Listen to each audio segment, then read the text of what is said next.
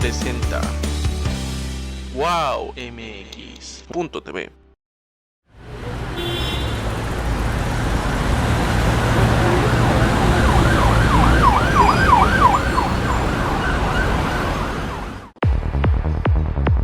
Si yo fuera servidor público.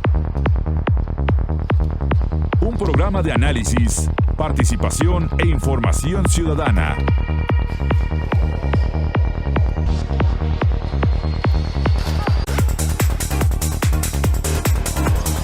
Si yo fuera servidor público.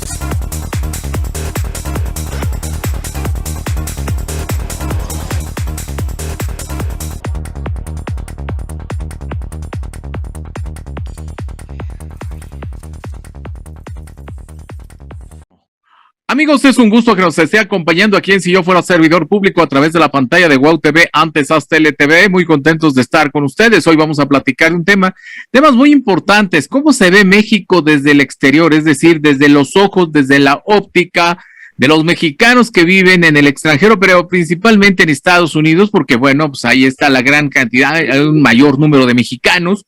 Y vamos a platicar con uno de los líderes que desde hace muchísimo tiempo viene trabajando en pro de los mexicanos que se van a Estados Unidos. Yo tuve la oportunidad de conocerlo hace muchos años allá en Puebla, en un evento de la diáspora que hay más o menos se llamaba así, pero la verdad es que me llamó mucho la atención ese tema, porque congregó a un gran número de líderes mexicanos, y así que vamos a platicar con uno de ellos, que actualmente, déjenme decirles que está en la Cámara de Diputados, pero ahorita nos va a platicar qué es exactamente lo que está haciendo allá en San Lázaro. Es un gusto saludar a Jorge Mújica, que ya lo tengo aquí en pantalla. ¿Cómo estás, Jorge?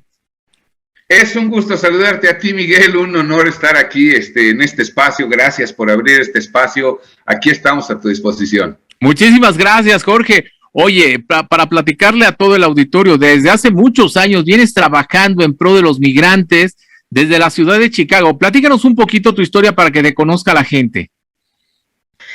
Híjole, demasiado largo, pero ahí les va en cortito. Sí. Yo viví en México hasta los 32 años. Sí. Participé en el movimiento estudiantil, en el movimiento campesino, por ahí andaba yo en la montaña de Guerrero, y sobre todo en el movimiento sindical. Yo trabajaba asesorando sindicatos independientes, muy particularmente en cuestiones de higiene y seguridad en el trabajo, y pues prácticamente me jalaron para Estados Unidos para hacer lo mismo allá con los trabajadores latinos, trabajar en cuestiones educativas, de salud, de derechos laborales, y eso es lo que sigo haciendo hasta ahora, con muchos intermedios. Trabajé, por ejemplo, muchos años en televisión, trabajé en Univisión, trabajé en Telemundo, pero siempre combinando, porque terminé por sindicalizar Univisión. Por ejemplo, siendo redactor de noticias, pues terminé sindicalizando Univisión. Y los últimos 10 años he estado en un centro de trabajadores, le llamamos, una organización no lucrativa enfocada exclusivamente en derechos de los trabajadores. Pero durante todo ese tiempo, durante los 30 y tantos años que llevo en Estados Unidos, he estado luchando por el voto de los mexicanos en el exterior, abrir plenamente la participación política de los migrantes, ¿no? Porque cuando uno cruza la frontera ni se le olvida la ideología, ni qué partido le gusta más o qué partido le gusta menos, y queremos seguir participando porque nuestras familias siguen viviendo acá, les mandamos las remesas, y no porque les mandemos dinero ya tenemos derechos, ¿no? Pero sí nos interesa, seguimos siendo mexicanos, sin duda alguna. Entonces, pues hemos estado luchando por eso. Y el año pasado, el Tribunal Electoral dio una resolución muy interesante de que tenía que haber migrantes en la Cámara de Diputados por acción afirmativa. Dijo, cada partido tiene que meter candidatos migrantes en sus listas de diputados plurinominales, y el resultado es que el día de hoy tenemos 11 diputados migrantes en la Cámara de Diputados, la Cámara Federal, pues el Congreso Federal. Y pues ahí estamos tratando de ponernos de acuerdo, a veces hay diferencias, como migrantes, incluso más allá de los partidos, pues tenemos más coincidencias que diferencias, ¿no? Entonces estamos tratando de ponernos de acuerdo en cuál es la agenda migrante que hay que llevar al Congreso y legislar al respecto. Eso es así en 5 minutos, una semblanza. Muy bien, Jorge. Oye, recuerdo cuando tuve la oportunidad de conocerte a ti y a muchos líderes migrantes allá en Puebla, en donde se llevó, te digo, a cabo ese evento de la diáspora, no me acuerdo si fue 2002, 2003, por ahí más o menos a principios de los años del 2000. Sí. Y a ver, yo me acuerdo que había 2 temas muy importantes. Uno el que acabas de mencionar, de que era el voto de los mexicanos en el exterior. Pero fíjate que tú dijiste algo muy importante que se me quedó grabado hasta la fecha y te voy a recordar que es una de las tantas cosas, pero tú dijiste que los migrantes tenían los recursos suficientes para hacer un INE desde Estados Unidos. O sea, no necesitamos al INE no necesitamos los recursos del INE, nosotros tenemos los recursos. O sea, nosotros, órale, ahí está el dinero para que se pueda hacer otro instituto, bueno, en ese entonces, Instituto Federal Electoral. El IFE, claro. ¿Qué tanto han cambiado las instituciones, Jorge, de México electorales, de ese año que tú lo comentabas y también otros líderes migrantes, y qué tanto ha crecido el interés de los migrantes a participar en la vida pública de México? Bueno, ha cambiado muchísimo, por supuesto, ¿no? Estamos hablando de hace prácticamente 20 años, yo creo. Ha cambiado mucho. Por ejemplo, se avanzó en materia del voto desde el exterior. ¿Sí? Lo primero que nos autorizaron fue votar desde el exterior, pero siempre y cuando tuvieras tu credencial del IFE sacada en México. Lo cual pues, obviamente era absolutamente imposible para muchísima gente, ¿no? Claro. Ni siquiera cuando viajabas, la gente que puede viajar, es la mayoría, ¿no? Pero gente que puede viajar, pues no podía estar haciendo trámites para ir a pedir la credencial y esperar allá que le llegara, etcétera. Entonces, se nos autoriza el voto, pero sigue habiendo obstáculos.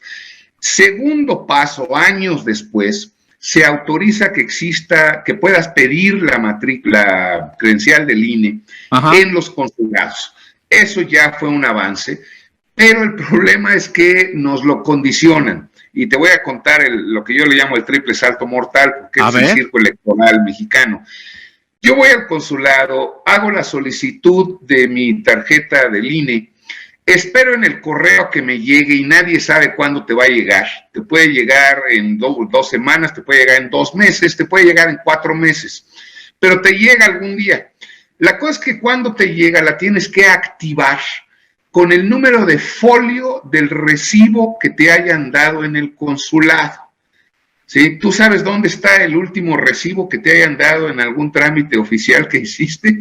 Pues yo tampoco. No. Es lo que yo le digo, la copia verde del papelito azul que tiras enseguida cuando llegas a tu casa, ¿no? Ah, bueno, pues sin ese número de folio no puedes activar tu credencial. Entonces necesitas hacer toda una labor para poder activarla.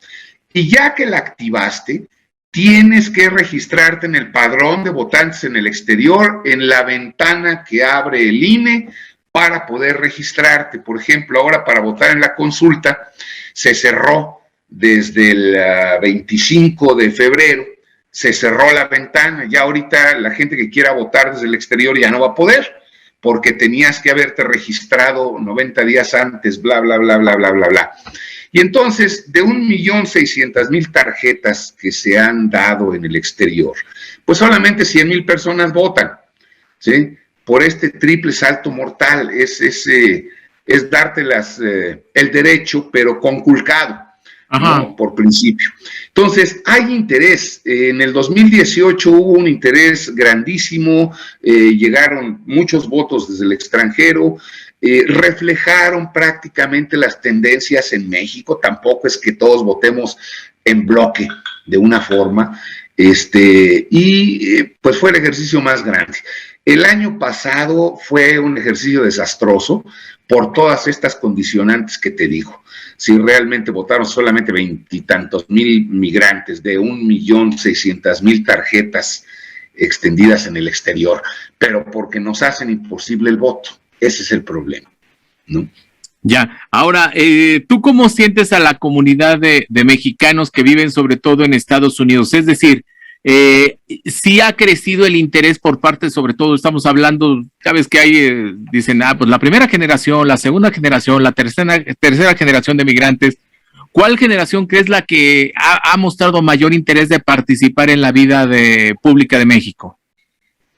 Pues mira, tenemos de nuevo el reflejo de lo mismo que pasa en México. Por un lado tenemos a los migrantes, pues originales, digamos, ¿no? Pero después tenemos a los jóvenes. Hubo toda una migración joven, estos famosos dreamers, ¿no? Los DACA, que le llamamos por acá. Estos jóvenes están interesados porque siguen siendo mexicanos, porque Estados Unidos no los admite legalmente, ¿no? Entonces, si Estados Unidos los hubiera admitido y asimilado, a lo mejor ya no les importaba nada, pero se siguen sintiendo terrible e increíblemente mexicanos porque Estados Unidos los ha rechazado, y entonces siguen la misma tendencia de México de que los jóvenes están entrándole a la participación, cuando durante muchos años los jóvenes se habían alejado de las actividades políticas, de la actividad electoral. Ahora los jóvenes regresan y dicen, no, momento, espérenme, ¿qué está pasando aquí? Yo quiero participar, yo quiero decir algo, y la forma de decirlo es a través del voto. Entonces, es lo mismo que vimos en México, el arrastre de Andrés Manuel López Obrador, por supuesto, su popularidad se reflejó exactamente de la misma manera entre los migrantes. Perfecto. Muy bien, vamos a la primera pausa. Estamos aquí en Si Yo Fuera Servidor Público. Regresamos.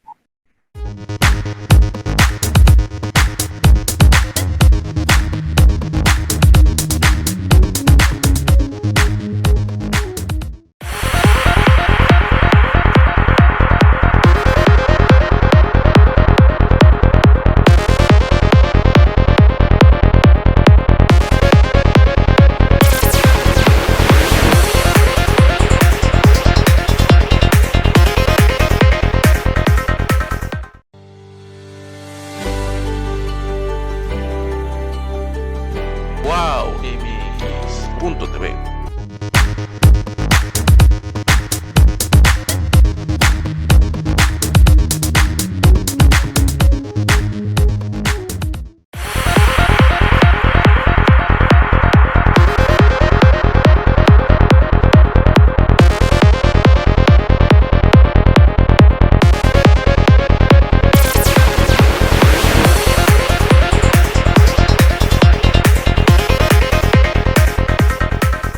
De regreso aquí en Si Yo Fuera Servidor Público a través de la pantalla de Wow TV, antes Aztele TV, platicando con Jorge Mujica y de lo que están haciendo los mexicanos en el exterior, sobre todo en Estados Unidos. ¿Cómo ven a México? Y a ver, vamos a regresar con esa pregunta, Jorge. ¿Cómo, en general, cómo han visto a México con este nuevo gobierno? Más allá de un nuevo gobierno, un nuevo régimen, porque hay que reconocerlo que sí es un régimen diferente, obviamente que se está transformando, que estamos viendo ya cómo lo quiere el presidente López Obrador y todo su equipo. A ver, ¿cómo se ve desde allá? Pues mira, se ve con cierta preocupación, sobre todo por el tema de la violencia, pero se entiende al mismo tiempo que no es violencia del gobierno. Y eso es un cambio sustancial, definitivo, ¿no? En el mismo tema de los periodistas, por ejemplo, que han sido asesinados, el debate, por lo menos allá entre la gente que yo conozco, es que, bueno, pero es que ahora no los mata el gobierno, antes los mataba el gobierno. Ahora es cuestión del narco, es cuestión de intereses creados porque los periodistas están haciendo reportajes de investigación, etcétera.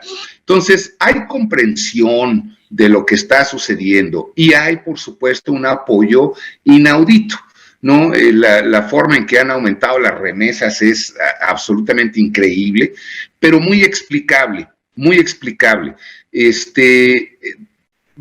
Descubrimos el hilo negro porque no es ningún descubrimiento, ¿verdad?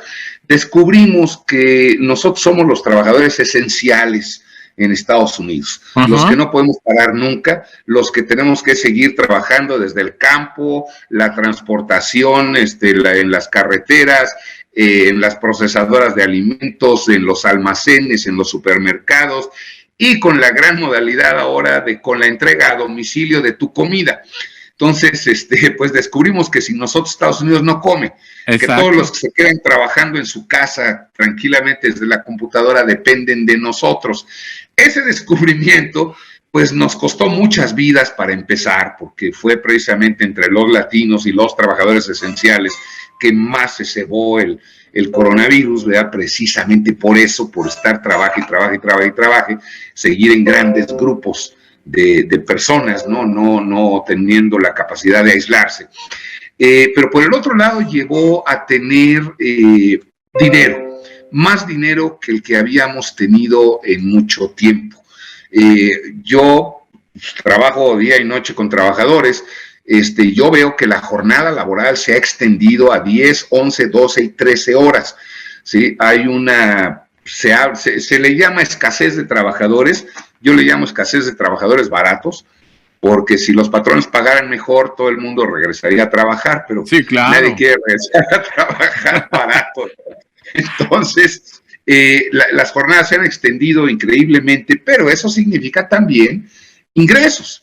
Mucho más dinero que el que recibía uno antes. Trabajar 4 horas diarias de tiempo extra, pues es una buena cantidad de dinero, ¿no? Realmente una buena cantidad de dinero.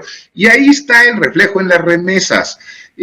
Nos preocupa la situación del país, nos preocupan nuestras familias que no han podido trabajar en México, nos preocupan nuestras familias, la gente que perdió el trabajo, y entonces los hemos apoyado con más y con más y con más dinero, a costa de nosotros mismos, bueno, pero el apoyo está ahí. Y por el otro lado, yo estoy sorprendido. Mira, yo nací bajo el PRI, crecí bajo el PRI, estudié bajo el PRI, me casé bajo el PRI, me divorcié bajo el PRI. Yo no conocía ninguna otra posibilidad, nunca había vivido otra posibilidad. Pero entre nuestra población migrante sí se habían vivido las gobernaturas de lo que fuera el PRD, en algún momento las gobernaturas del Partido Acción Nacional. Entonces los migrantes de Michoacán, de Zacatecas, de Guanajuato ya habían experimentado esas otras cosas y tienen un sentido grande de qué está pasando en el país. Entonces el apoyo a López Obrador fue incluso mayor en Estados Unidos que en México. En México sacó el 65% de la población, entre los votos de los migrantes sacó el 68%. Te digo que se refleja, pero pues un piquito más. Entonces la gente está muy interesada, la gente está al tanto, es impresionante, la gente sabe exactamente quién salió con quién y quién anda de novia con quién en el municipio, ¿sí? Gracias a WhatsApp y gracias a Facebook. Sí. Entonces estamos más enterados que nunca. A lo mejor antes perdíamos un poco más el contacto porque había que mandar la carta y esperar que las cartas fueran y vinieran, pero ahora la conexión es instantánea y estamos perfectamente bien enterados de todo lo que está pasando en el país y tenemos opinión y se expresan las opiniones todo el tiempo. Yo que trabajo con grupos de trabajadores, inevitablemente tarde o temprano sale el asunto de López Obrador y Morena y que si el aeropuerto que se inauguró hoy, en grupos de obreros trabajando en el estado de Illinois en una fábrica. ¿Sí? Hay interés, hay conexión, se siente indudablemente la conexión. Yo creo que estamos bien como comunidad, más vinculados que nunca. Oye, y con todo lo que me estás platicando, Jorge, a ver, ¿qué pasa con los mexicanos que ven a México, o sea, desde fuera? ¿Les dan ganas de volver? Y otra pregunta sería, ¿y a sus familiares de ustedes, les dan ganas de irse a Estados Unidos? Yo creo que les dan ganas de que volvamos. No, mira, hay un estudio muy interesante por ahí que se hace cada año. No tengo aquí a la mano el nombre, pero se realiza un estudio cada año de las intenciones y los deseos de los mexicanos de emigrar. Y desde el año pasado el resultado es que no hay tanto interés por irse de México. Ha ido descendiendo notablemente desde, creo que en los últimos 12 o 14 años, ha ido descendiendo poco a poco. Comenzó a suceder ese declive en el año 2009, cuando la famosa crisis hipotecaria estadounidense. Se perdieron miles de trabajos, ¿sí? Por la crisis hipotecaria, y pues el mexicano viene a trabajar, y lo lógico es, si no va a haber trabajos allá, ¿para qué voy? Entonces ahí empezó el declive. Y después, pues llega este momento histórico, ¿no? Del 2018, el fenómeno Andrés Manuel López Obrador, el fenómeno Morena, y entonces la gente como que se pone a pensar, bueno, me quedo aquí para ver qué pasa, ¿no? Ya fui y voté por este nuevo gobierno, entonces pues me quedo aquí para ver qué pasa con este nuevo gobierno. Y hasta ahora se mantiene.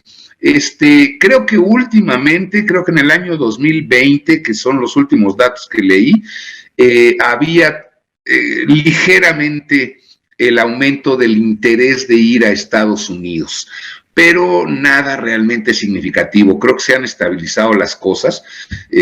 Sigue habiendo migración, por supuesto que sigue habiendo migración. Yo pensé, en un momento determinado, desde el año pasado, cuando comenzó esta famosa falta de trabajadores, yo pensé que se nos iba a venir una ola de migrantes mexicanos y no sucedió, y los trabajos ahí están. Ajá. Ahí están, en donde quiera que vayas en Estados Unidos, se contrata, y no se han aparecido los mexicanos, es decir, nuevos mexicanos, ¿no? No se han aparecido, la gente no se está yendo a Estados Unidos, esa es mi impresión. Oye, ¿y qué ha pasado entonces? O sea, si debido a que no han ido más mexicanos, ¿por eso crees que están yéndose muchos centroamericanos a Estados Unidos? No, yo creo que son dos dinámicas distintas, ¿no? Los mexicanos nos hemos ido a Estados Unidos tradicionalmente desde, 1850, ¿no? 1900, la revolución, etcétera, etcétera, la fiebre del oro en California, todas esas son las cosas que nos han llamado a los Estados Unidos, los ferrocarriles. Mi abuela decía que mi abuelo vivió en Chicago, pero nunca me lo puedo confirmar, pero si eso es cierto, pues mi abuelo ha de haber estado en Chicago en 1908, o una cosa así, más o menos, ¿no? Y las motivaciones ahora de las famosas caravanas centroamericanas, pues es sobre todo la violencia, la inseguridad, ¿sí? Acompañado, por supuesto, siempre de una situación económica, pues no tan boyante. Pero eso siempre ha sido así, ¿no? Todo Centroamérica siempre ha visto a México como el hermano mayor, y los mexicanos a Estados Unidos como el hermano mayor, es decir, el que tiene más chances de hacerla.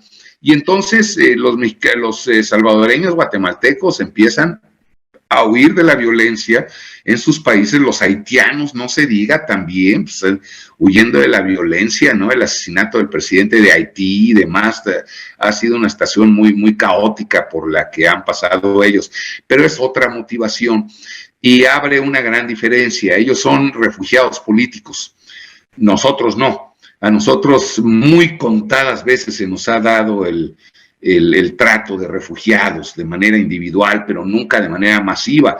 Nunca se nos ha dado el trato tampoco de lo que acá se llama el TPS, el estatus de protección temporal, que te otorgan en casos de terremotos, cataclismos pues naturales y demás. Yo digo que qué diferencia hay entre, por ejemplo, el huracán Mitch y las bárbaras inundaciones que sufrió el estado de Michoacán hace algunos años. Yo digo que no hay ninguna, pero a los mexicanos no nos dan ese estatus de protección. Claro. ¿Sí? A los hondureños sí se los dan, a los salvadoreños, etcétera. Pero son motivaciones distintas. El hondureño no viene como a buscar trabajo. El hondureño viene a refugiarse, ¿sí? Escapando de la violencia que hubo en su país durante 12 años. ¿Sí? Así viene, así llega a los Estados Unidos. Y además eso le concede un estatus especial, porque le dan número de seguro social y le dan permiso de trabajo más tarde o más temprano. Y el mexicano no, seguimos indocumentados, ¿no? Muy bien, vamos a la siguiente pausa. Estamos aquí en Si Yo Fuera Servidor Público. Regreso.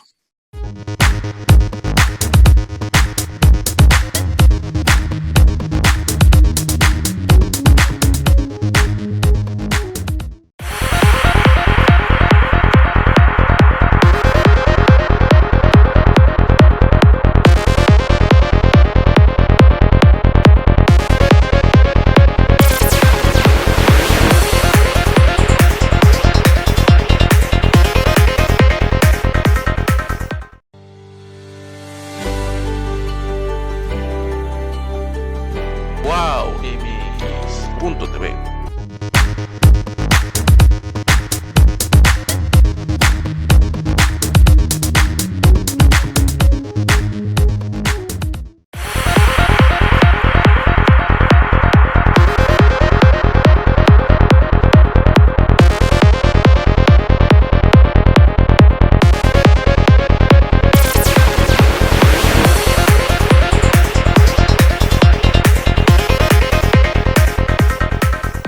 Estamos en la tercera parte de Si Yo Fuera Servidor Público, platicando con Jorge Mújica, y ahora vamos a platicar acerca de pues su paso aquí por la Cámara de Diputados. A ver, ¿cómo pasó este asunto de que eres diputado federal? Cuéntanos un poco, Jorge.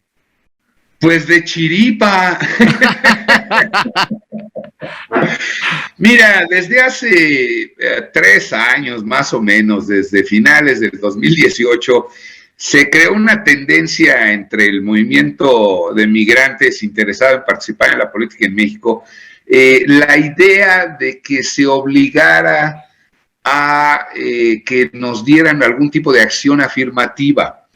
Yo he de confesar, y lo digo además honestamente, yo estaba en contra de la idea, porque yo le decía a los compañeros, miren, no es teniendo unos cuantos diputados por acción afirmativa que vamos a tener un impacto.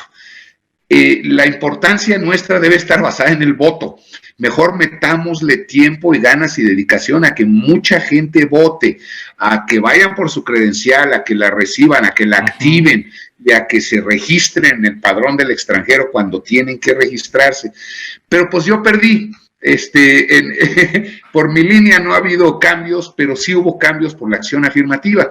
Se hizo una demanda y el Tribunal Electoral decidió que cada partido tenía que presentar candidatos migrantes en sus listas plurinominales en los primeros 10 lugares. Y pues ahí todos los partidos tuvieron que registrar candidatos, pero obviamente eso de en los 10 primeros lugares, pues en realidad no significa mucho, porque solamente Morena saca más de 10 diputados en cada circunscripción plurinominal. El PAN saca más de 10 en un par de lugares, el PRI sacó más de 10 en una sola circunscripción, pero el PRD, por ejemplo, pues nunca llegó a sacar 10 diputados en ningún lado. Entonces el PRD no tiene diputados migrantes, solamente hay diputados migrantes de Morena, del Partido de Acción Nacional y del PRI. Pero pues así fue que llegamos. Yo en realidad soy diputado suplente, y pues la labor del suplente precisamente es suplir al propietario. El diputado propietario mío, Alejandro Robles, pidió una licencia temporal, una ausencia, y entonces me llamaron de la Cámara y me dijeron, pues suplente, vente a suplir, y aquí estoy. Entonces, pero es eso, llegamos por chiripa, llegamos por acción afirmativa, no nos lo imaginábamos. Hoy, hace un año, en marzo de hace un año, yo no te hubiera podido decir que iba a haber diputados migrantes, realmente. Fue una cuestión que decidió el TRIFE y pues aquí nos vemos, aquí estamos. Oye, ya que tienes la oportunidad de estar en San Lázaro, cuéntanos, ¿qué te ha parecido trabajar ahí en la Cámara de Diputados y sobre todo el tema de migrantes? Pues cómo lo han trabajado, cómo se ve desde aquí. Pues mira, una cosa he de decir, honestamente, francamente, los diputados sí trabajan, y trabajan harto. Yo he tenido días que llego a la Cámara a las 9:30 de la mañana y salgo a las 10:30 de la noche, es decir, jornadas de 13 horas de trabajo. La neta, sí trabajan los diputados, sí trabajamos, no es ir a levantar el dedo y dormirte ahí en la curul, eso ya no existe, ¿no? Eso ya no existe. Es un trabajo intenso, es un trabajo duro. El tema de los migrantes no es un tema que tenga la mayor relevancia, la mayor importancia en la agenda general.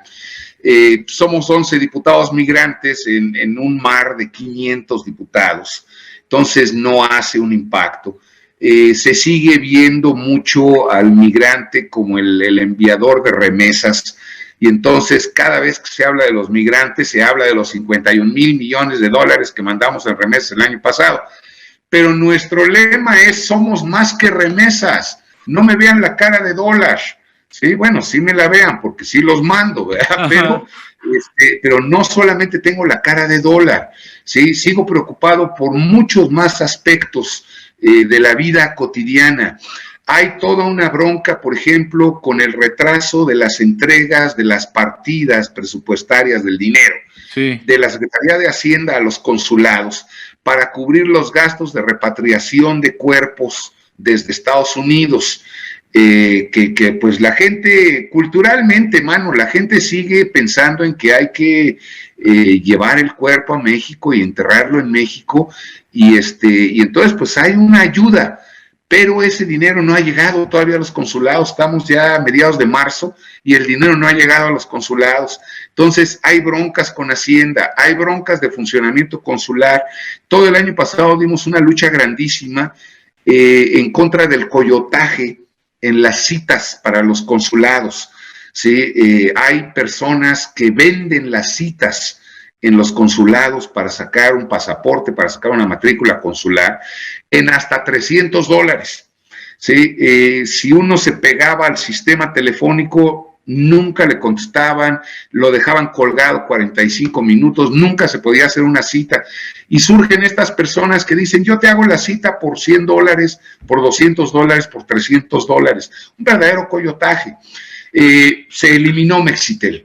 Gracias a la lucha que dimos, se eliminó este sistema de Mexitel de pedir las citas, se reemplazó con un sistema completamente nuevo, que está funcionando mucho mejor que antes, pero a final de cuentas los consulados pues tienen un aforo limitado. Tú no puedes meter al Consulado de México en Chicago más de 600 personas al día, 700 tal vez. Y durante la pandemia los consulados estuvieron cerrados por bastantes periodos, bastante largos de tiempo. No había servicios, había que obedecer las órdenes de cerrar, ¿no? Y entonces hay un rezago de 1,5 millones de citas en los consulados mexicanos. Entonces, ese es un problema grave que lo queremos traer y lo seguimos a cada rato, seguimos hablando de eso. Tenemos que ampliar la red consular. Ya los cónsules no son diplomáticos para representar a México ante gobiernos locales, son funcionarios de ventanillas públicas, y el problema es que es de ventanillas únicas. Claro. Imagínate si toda la ciudad de Puebla entera tuviera una sola ventanilla para hacer todos sus trámites de gobierno. Vaya de locos. Eso es un consulado, eso es un consulado. ¿No? 1,5 millones de mexicanos que vivimos en todo Illinois y alrededores tenemos una sola ventanilla para hacer todos nuestros trámites. Se llama Consulado General de México en Chicago. Entonces eso ya no puede ser a estas alturas. Necesitamos descentralización, necesitamos dispersión, necesitamos consulados satélites, etcétera, etcétera, ¿no? Entonces ese problema está ahí, lo estamos trayendo a la palestra, todo lo que implica servicios consulares. Hay muchos, es una lista inagotable, ¿no? Que hemos elaborado durante muchísimos años y que ahora estamos empezando apenas a desahogar. Muy bien, dos últimas preguntas antes de irnos a la última pausa. La primera sería, ¿qué tanto ha funcionado este programa de Profeco de quiénes quieren el envío de dinero? O sea, si sigue funcionando o ya no está. Y la siguiente sería, que va junto con Pegado. Había un programa de la Sedesol, me parece que se llamaba 3x1. Funcionó durante mucho tiempo y tengo entendido que ya desapareció. ¿Es bueno, es malo que regrese, que no regrese? Cuéntanos. A ver, la facilita primero. Fíjate que hace muchos años nosotros hicimos la propuesta de que el gobierno mexicano creara el Banco del Migrante. Ajá. Para tratar de captar todas las remesas ahí. Pues se nos hizo realidad de alguna manera con el Banco del Bienestar. Uh-huh. El Banco del Bienestar está ahorita terminando un proyecto piloto que estuvimos impulsando durante prácticamente 5 meses. Un programa piloto donde el migrante puede abrir su cuenta en los consulados en Estados Unidos y al pariente acá se le entrega la tarjeta bancaria para que pueda ir a cualquier sucursal de Bansefi, y tú sabes los grandes planes del Banco del Bienestar. Habrá 2,400 sucursales en todo el país. Ajá. Y además se van a poder hacer transferencias vía Telecom. Entonces, pues pegó aquella vieja iniciativa que teníamos. ¿Sí? Se pueden abrir cuentas o se podrán abrir cuentas en los consulados, depositar el dinero en Estados Unidos y los parientes tendrán aquí sus tarjetas bancarias para poder cobrar la remesa. Eso ya funcionó. Eso está caminando, ya termina el programa piloto, ya se modificará, se adecuará. ¿Qué pasa en la otra cuestión, el 3x1? Mira, en el 3x1, el manejo era totalmente político, para empezar. El amigo y el conocido del presidente municipal que aprobaba y no aprobaba, etcétera, y por el otro se usaba por partidos políticos, ¿verdad? Depende de qué partido político fuera el presidente municipal, los clubes de oriundos, etcétera. Y por el otro lado había corrupción. A mí, yo siempre lo traigo a colación, es el mejor ejemplo. Un paisa me decía, nos robaron 50 centímetros de carretera. Ajá. Y él decía, no entiendo, ¿cómo que 50 centímetros? Sí, dice, pues la carretera mide 8 kilómetros. Y en 8 kilómetros, ¿qué diferencia hacen 50 centímetros? No entiendo. Dice, no, 50 centímetros de ancho. La carretera estaba pactada para medir 6 metros de ancho y nomás mide 5,5. Y entonces, si haces la matemática, les robaron 4,000 metros cuadrados. De material de construcción, sí, claro, de obra, de todo, ¿no? Les robaron medio metro. Había corrupción, no había buenos sistemas de fiscalización. Entonces, bajo el gobierno de López Obrador se decidió ya no darle continuidad, pero va a regresar. Va a regresar, en un par de meses se va a hacer el anuncio, pero bajo nuevas medidas de fiscalización, nuevos entendimientos de cómo se decide en qué se invierte o no se invierte. Y hay otras tendencias además. Hay toda una corriente de gente que dice que lo que hay que hacer son coinversiones.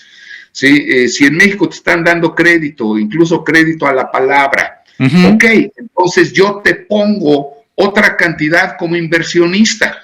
Ya no es el 3x1, el viejo esquema del 3x1, sino que es, ok, tú consigues el préstamo en México y yo te doy una cantidad además y soy coinversionista tuyo. Tú armas una cooperativa productiva en México y yo le entro en calidad de socio de la cooperativa, no con trabajo, sino socio con capital de la cooperativa. Sí, y ahí nos arreglaremos en el reparto de utilidades, ¿verdad? Porque yo no estoy trabajando, pero estoy aportando un capital. Claro. Entonces hay muy buenos prospectos para reemplazar al 3x1, bastante buenos. Muy bien, Jorge. Vamos a la última pausa. Estamos aquí en Si Yo Fuera Servidor Público. Regreso.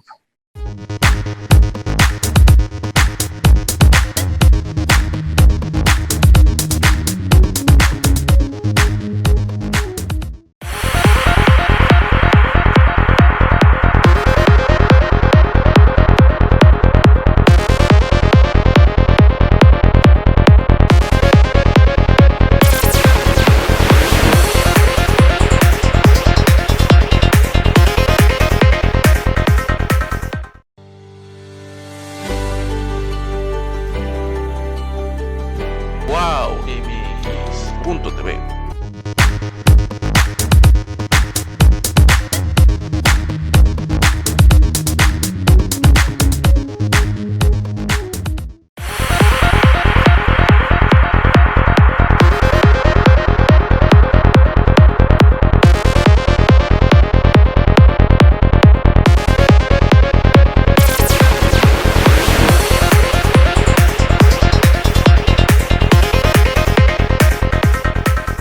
Estamos en la última parte de Si Yo Fuera Servidor Público a través de la pantalla de WOW TV, antes Haz Tele TV, platicando con el diputado federal Jorge Mújica del partido Morena. Jorge, te ha tocado, pues digo, independientemente de que estás haciendo, como dices, una suplencia, pero bueno, te tocó vivir una etapa ahorita y concretamente el día de hoy, la inauguración de un aeropuerto con mucha polémica, pero finalmente que ya se inauguró. Ya, o sea, dígase lo que se diga, ya se inauguró. A ver, cuéntanos un poquito tu experiencia, porque vamos, pues yo creo que es el evento más importante del año en México. Cuéntanos un poco de eso. Sí, no, indudablemente. Yo creo que el presidente López Obrador tiene 3 proyectos, ¿no?, en mente. Este es uno, después la refinería de Dos Bocas y después el Tren Maya, con todas las controversias que hay alrededor. Pero sí, efectivamente, hoy estuvimos ahí en la inauguración del Aeropuerto Internacional Felipe Ángeles. Es monstruoso, el espacio, la capacidad es realmente increíble. La verdad, cuando vaya yo al aeropuerto Benito Juárez, voy a sentir que estoy en un aeropuertito ahí, provinciano de ranchito, ¿no? Porque esto es un monumento a la ingeniería, es fantástico. Habrá la cuestión de que está a 1 hora del Distrito Federal, pero yo estaba precisamente con esa curiosidad, checando en mi teléfono mientras íbamos hoy al Felipe Ángeles, sí, checando en mi teléfono cómo estaban los tiempos en el aeropuerto de O'Hare, que es el aeropuerto central de Chicago y el centro de Chicago. Ajá. Y resulta que el tiempo del aeropuerto O'Hare al centro eran 58 minutos.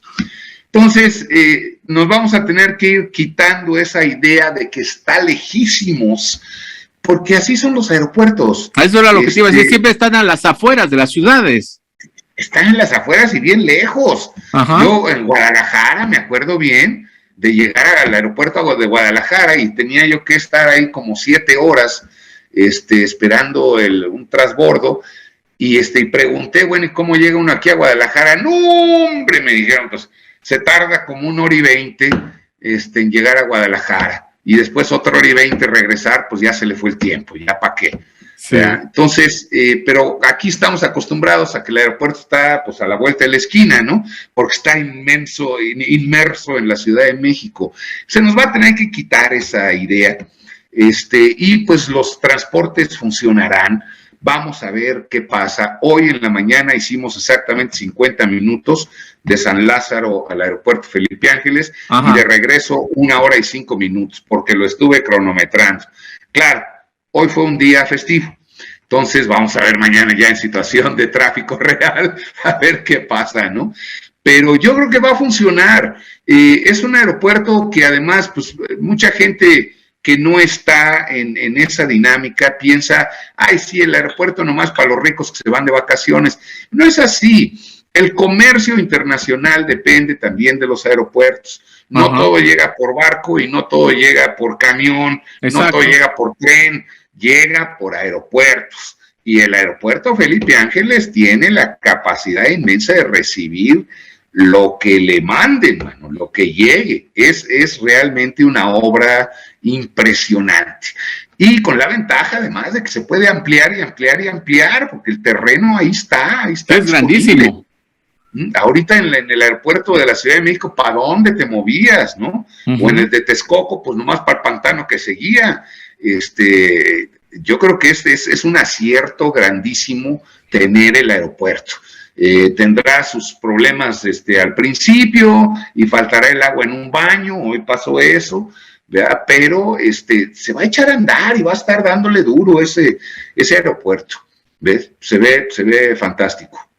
Muy bien. Oye, a ver, es muy importante que ahorita que escuchemos tu siguiente respuesta, porque hay un sector de la población, como en todas partes del mundo, bueno, pues algunos creen en el actual gobierno, otros no, y así pasa en todo el mundo. Pero a ver, el sector que no cree en la cuarta transformación y en el presidente López Obrador, dice de manera particular que, bueno, hay una preocupación general y te la voy a sintetizar. Dicen, no queremos estar como Venezuela, como Bolivia, o sea, ponen esos ejemplos de manera particular.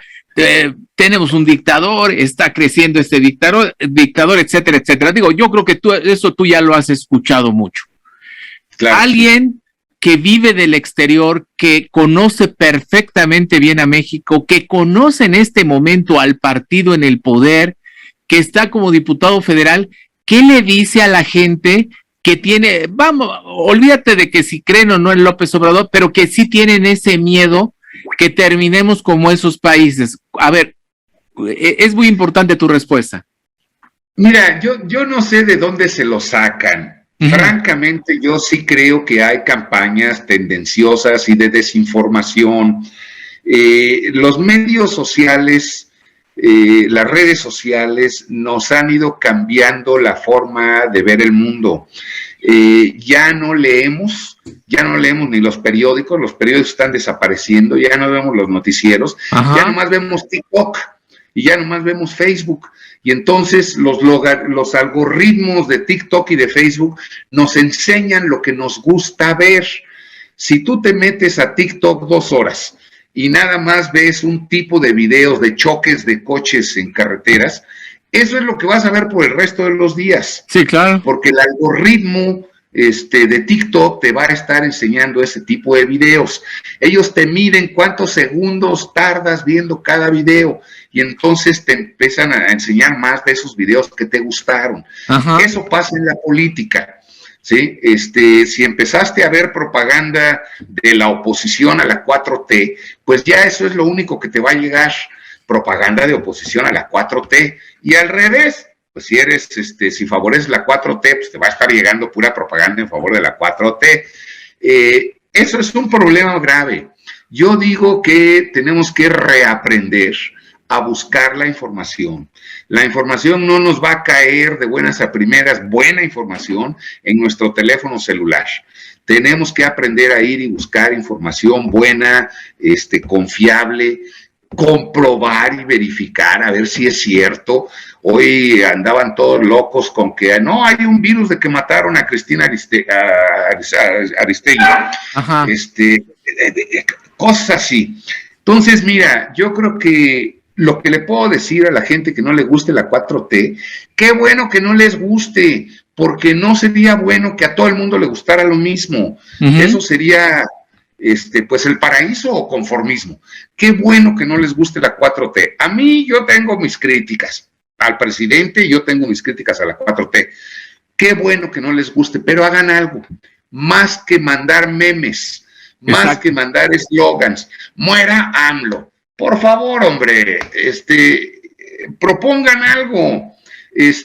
Ay, no, es que así no se hacen los aeropuertos. Bueno, pues ¿cómo se hacen? ¿No? Dime cómo se hacen. Ah, no, pues es que yo no sé. Ah, bueno, entonces, ¿cómo? Si no sabes, pues ¿cómo sabes que así no se hacen? Piénsenlo tantito, métanse a averiguar realmente, busquen la información, buena información, no les va a llegar directo a su teléfono. Y si tienen una posición crítica, qué bueno, porque eso les puede desarrollar las ideas alternativas. Si no les gusta ese, pues digan cómo, digan qué más, digan qué otra cosa. ¿Sí? Si no les gusta que se esté reinvirtiendo en el petróleo y rescatando la industria petrolera, pues digan qué hay que hacer, pero propongan. No se vale solamente criticar y quedarse en la pura crítica. Eso no es nada productivo. Muy bien. Jorge, la última pregunta de esta entrevista, el asunto de la revocación de mandato, ¿cómo lo ves? O sea, digo, yo creo que a todos nos queda claro cuál puede ser el resultado, porque digo, obviamente las encuestas también juegan mucho, y tenemos claro la tendencia que hay en favor del presidente López Obrador. Pero tú cómo ves, o sea, y volvemos a lo mismo, desde fuera, ¿cómo crees que vaya a terminar este ejercicio de la revocación de mandato? Mira, a mí me fascina, porque yo toda la vida me acuerdo de que los presidentes al tomar posesión del cargo juran, ¿verdad?, que voy a cumplir con todas las leyes y la Constitución, y si no lo hago, que el pueblo me lo demande. Y nunca hubo un mecanismo para demandárselos. Ajá. Si hubiera habido revocación de mandato con Calderón, Calderón no hubiera estado ahí 6 años. Si hubiera habido revocación de mandato con Peña Nieto, Peña Nieto no hubiera durado 6 años. Ahora hay revocación de mandato. Es constitucional. Es un increíble avance democrático. ¿Sí? Lo paradójico es que no es la oposición que odia a López Obrador la que está promoviendo la revocación. Exacto. Sino que lo está haciendo el presidente mismo y Morena, ¿verdad? Yo le digo a la oposición, ya quisieran poder sacarlo, estarían felices si lo pudieran sacar, pero saben que no pueden. Y entonces por eso arman todo este argüende de que, ay, que es muy caro, es inútil, ¿para qué lo hacemos? Pues porque es un ejercicio democrático, porque es constitucional, ¿sí? Es a los que hablan de las dictaduras y demás. Bueno, ¿qué más quieres? Ahí tienes la posibilidad de tumbar al presidente. ¿No quieres que haya dictadura? Pues sale el 10 de abril y vota en la revocación de mandato. Pues, ¿qué mejor oportunidad quieres, no? Ahí está la mesa servida. Ay, no, pero es que es un gasto. Bueno, ¿quieres participar democráticamente, sí o no? Ajá. Ahí están las urnas abiertas. Ve y vota, expresa tu opinión. A mí no me importa cuál es tu opinión. Tú ve y vota, ve y exprésala. Los migrantes, por desgracia, el INE nos la volvió a hacer. Ya este año para la revocación de mandato, ni siquiera voto por correo tenemos. Ya nada más vamos a poder votar a través de nuestro teléfono. Ajá. Y es una desgracia porque hay una gran cantidad de nuestra población que no maneja los teléfonos al nivel que se necesita para una participación de este tipo. Mi teléfono es más inteligente que yo lo reconozco, ¿ves? Y hay que hacer todo un trámite por teléfono donde mandas tu solicitud, te mandan una confirmación a un correo electrónico que entonces tienes que abrir y verificar para poder poner la clave en tu teléfono, para poder participar electrónicamente en la revocación de mandato. Cada vez mientras más interés tenemos, más obstáculos nos ponen para participar a los migrantes. Entonces ahora, hacer todo exclusivamente por teléfono, pues nos corta al 60, al 70, al 80% de la población, Ándale. Al 90% de los posibles electores. ¿Ves? Es fatal. Pero bueno, ese es el pleito con el INE. Ya desde el mes de febrero propusimos en la Cámara de Diputados que los mexicanos en el exterior votemos en casillas, como se vota. Ajá. Ya basta de correo, paquetes en el correo que son carísimos y de que voto electrónico que nomás alguna gente sabe dominar. Queremos votar en casillas. El día de las elecciones, como cualquier mexicano, queremos ir y poner un voto en una urna, en una casilla, presencial, personal. Pues eso ya está. Es como en otros países, bueno, o sea, las embajadas aquí, por ejemplo, la de Estados Unidos o algún otro país, por ejemplo, yo recuerdo los ecuatorianos, aquí en su embajada ahí tienen urnas y ahí van a votar. Con la salvedad de que los mexicanos somos millones. ¿Sí? Entonces, yo no puedo imaginarme, digamos que del 1,5 millones de mexicanos en la circunscripción consular de Chicago, digamos que 500,000 tuviera credencial, digamos que un 10% quisiera votar, habría una cola de 50,000 personas para votar en el consulado. No Ajá. se puede. Tenemos que abrir casillas. Tenemos que abrir una casilla por cada 1,000 mexicanos en la ciudad de Chicago que estén registrados en el padrón de votantes en el exterior. Ya propusimos que eso se haga, el experimento, el próximo año con ocasión de las elecciones del Estado de México, porque es un universo reducido, solamente los mexiquenses. Y entonces, bueno, ¿cuántos mexiquenses hay registrados para votar aquí? Se abre una cantidad de casillas y que vayan y que voten los mexiquenses en casilla en Estados Unidos. Muy bien, pues vamos a estar pendientes. Ojalá y se pueda dar ese ejercicio, sería muy interesante. Claro que sí. Muy bien. Jorge, te agradecemos mucho tu participación aquí en Si Yo Fuera Servidor Público. Y si nos lo permites, pues estaremos en comunicación contigo para platicar y de este y otros temas más, porque vaya que sí, es muy apasionante el tema y bueno, tenemos mucho que platicar de aquí al 24. Claro que sí, con todo gusto, Miguel, es un honor, un gusto haber estado aquí contigo. Muchísimas gracias y gracias a todo este gran auditorio que nos acompañó en Si Yo Fuera Servidor Público. Quédese en la programación de la televisora. Nos vemos.